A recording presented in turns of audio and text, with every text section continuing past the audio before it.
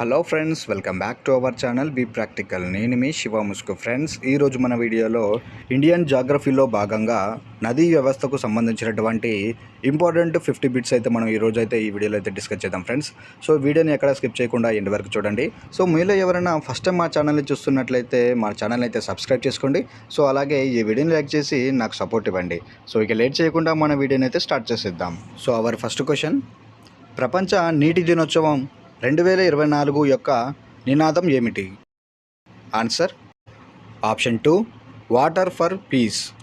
2024 ప్రపంచ నీటి దినోత్సవం యొక్క నినాదం వాటర్ ఫర్ పీస్. అయితే మీలో ఎవరికైనా ఈ ప్రపంచ నీటి దినోత్సవం ఏ రోజున జరుపుకుంటారో తెలుసుంటే కింద కామెంట్ చేయండి ఫ్రెండ్స్. సో అలాగే క్వశ్చన్ నెంబర్ 2: తొలివేద కాలానికి చెందినటువంటి దశరాజ యుద్ధం ఏ నది ఒడ్డున జరిగింది?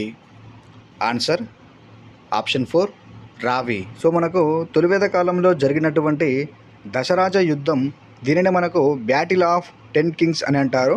అయితే ఇది రావి నది ఒడ్డున జరిగింది. Okay friends, next question number 3: క్రింది వాటిలో జీలం నదికి ఉపనదులు ఏవి? ఆన్సర్ ఆప్షన్ 1 ఏ మరియు బి. సో అదేమిటంటే పూంచ్ నది మరియు ఆప్షన్ బి వచ్చేసి కిషన్ గంగా. సో ఈ రెండు కూడా మనకు జీలం నది యొక్క ఉపనదులుగా చెప్పుకోవచ్చు. Okay friends. సో అలాగే ఫోర్త్ క్వశ్చన్ వచ్చేసి పాకిస్తాన్లో ఉన్నటువంటి లాహోర్ ఏ నది ఒడ్డున ఉంది? ఆన్సర్ ఆప్షన్ 3 రావి. సో మనకు పాకిస్తాన్లో ఉన్నటువంటి లాహోర్ రావి నదిని ఒడ్డున ఉంది. Okay friends, next question number 5: shock నది ఏ పర్వత శ్రేణుల మధ్య ప్రవహిస్తున్నది? ఆన్సర్ ఆప్షన్ 4 ఏ మరియు సి. సో ఏమిటంటే కారాకోరం మరియు లద్దాఖ్. ఈ షోక్ అనే నది కారాకోరం మరియు లద్దాఖ్ అనే పర్వత శ్రేణుల మధ్య ప్రవహిస్తుందని చెప్పేసి గుర్తుంచుకోండి. Okay friends, next question number 6: Ganga పరివాహం అతి తక్కువ ఉన్నటువంటి ప్రాంతం ఏది? Answer option 1 Delhi. సో మనకు గంగా నది తక్కువగా ఉన్నటువంటి ప్రాంతం ఏమిటంటే ఢిల్లీ అని చెప్పేసి గుర్తుంచుకోండి.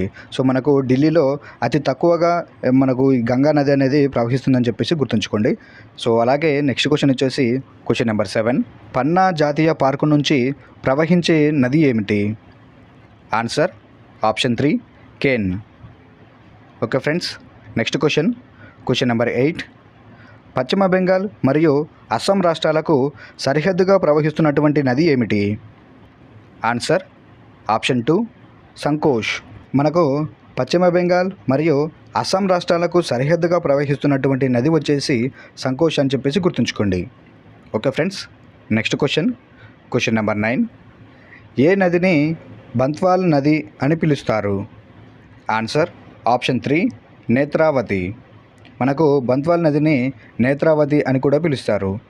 Okay friends, next question number 10: life line of Goa అని ఏ నదిని పిలుస్తారు?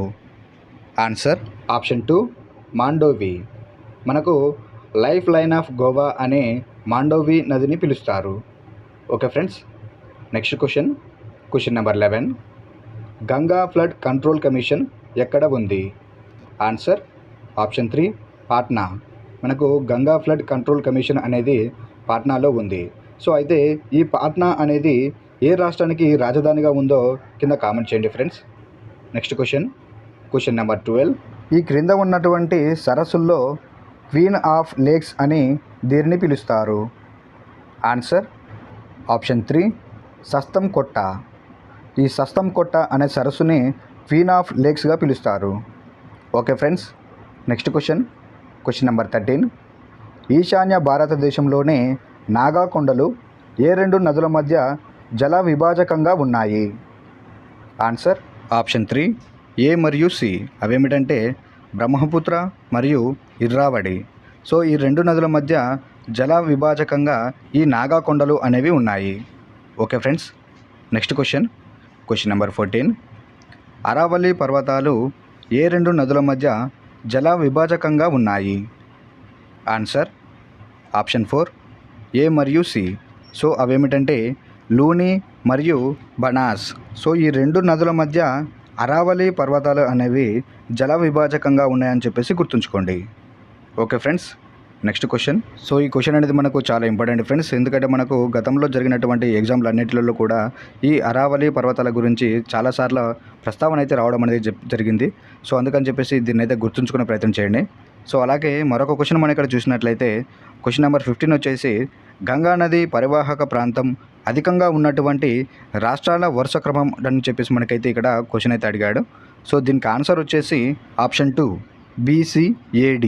సో అవేమిటో ఒక్కొక్కటి మనం ఇక్కడ చూద్దాం. సో ఫస్ట్ వచ్చేసి మనకు ఉత్తరప్రదేశ్, అలాగే ఆప్షన్ సి వచ్చేసి మధ్యప్రదేశ్, అలాగే మూడవది వచ్చేసి ఆప్షన్ ఏ వచ్చేసి బీహార్, అలాగే నాలుగవది వచ్చేసి ఆప్షన్ డి రాజస్థాన్. సో ఈ 4 కూడా మనకు గంగా నది పరివాహక ప్రాంతాలు అయినటువంటి అధికంగా ఉన్నటువంటి రాష్ట్రాల వరుస క్రమం. సో మనకు గతంలో జరిగినటువంటి గ్రూప్ 1 కానివ్వండి, లేదంటే గ్రూప్ 4 ఎగ్జామ్లలో కానివ్వండి, మనకు క్వశ్చన్స్ అనేది ఈ రకంగా చాలా క్వశ్చన్స్ అనేది అడిగాడు కాబట్టి మనం ఇలా ప్రాక్టీస్ చేస్తే బాగుంటుంది. So next question number 16. Pothole అనే భూస్వరూపాలు దేనివల్ల ఏర్పడతాయి? ఆన్సర్ ఆప్షన్ 1 నదులు. ఈ పాట్ హోల్స్ అనే భూస్వరూపాలు నదుల వల్ల ఏర్పడతాయి. Okay friends, next question number 17. Spurs అనే భూస్వరూపాలను ఏవి ఏర్పరుస్తాయి? ఆన్సర్ ఆప్షన్ 2 నదులు. మనకు స్పర్స్ అనే భూస్వరూపాలను నదుల ద్వారా ఏర్పడతాయి. ఓకే ఫ్రెండ్స్, సో అలాగే పాట్ హోల్ అనేది కూడా మనకు నదుల ద్వారానే ఏర్పడదని చెప్పేసి గుర్తుంచుకోండి. Okay friends, next question number 18. నది తన ప్రయాణంలో నదీ నివేదికలను ఏ దశలో ఏర్పరుస్తుంది? ఆన్సర్ ఆప్షన్ 4 బి మాత్రమే. సో అదేమిటంటే యవ్వన దశ. Okay friends, next question number 19. నదులు అగాధదరి గార్జులను తమ ప్రయాణంలో ఏ దశలో ఏర్పరుస్తాయి? ఆన్సర్ ఆప్షన్ 1 బాల్య దశ.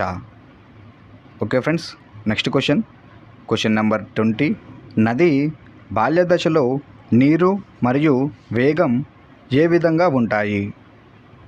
ఆన్సర్ ఆప్షన్ 1 నీరు తక్కువ, వేగం ఎక్కువ. Okay friends, next question number 21. Brahmaputra నదికి కుడివైపున ఉన్నటువంటి ఉపనదులు ఏవి? ఆన్సర్ ఆప్షన్ 4 ఏ మరియు సి మానస్ మరియు సంకోష్. ఈ 2 నదులు కూడా మనకు బ్రహ్మపుత్ర నదికి కుడివైపున ఉన్నటువంటి ఉపనదులు అని గుర్తుంచుకోండి.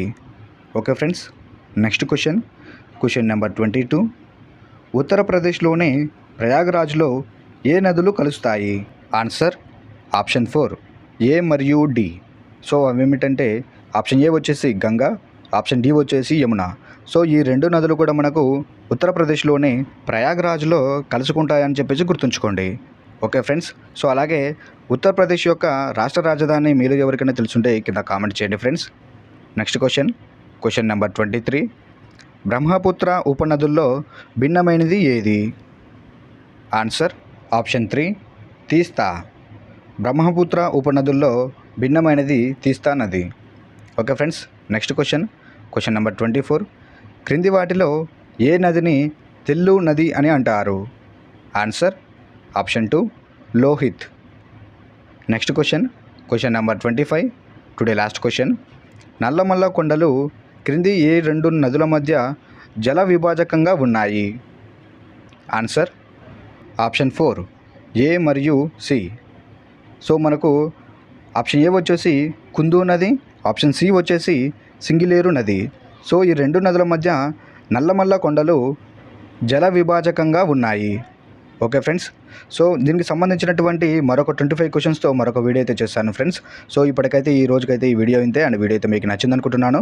సో అలాగే నేను అడిగినటువంటి క్వశ్చన్స్కి మీలో ఎంతమంది కరెక్ట్గా ఆన్సర్ చేస్తారో చూద్దాం. సో అలాగే ఇంకా మన ఛానల్ ఎవరైనా సబ్స్క్రైబ్ చేసుకోకుండా చూస్తున్నట్లయితే ఖచ్చితంగా సబ్స్క్రైబ్ చేసుకోండి. అలాగే ఈ వీడియోని లైక్ చేసి నాకు సపోర్ట్ ఇవ్వండి. Okay friends, and thank you for watching and have a nice day.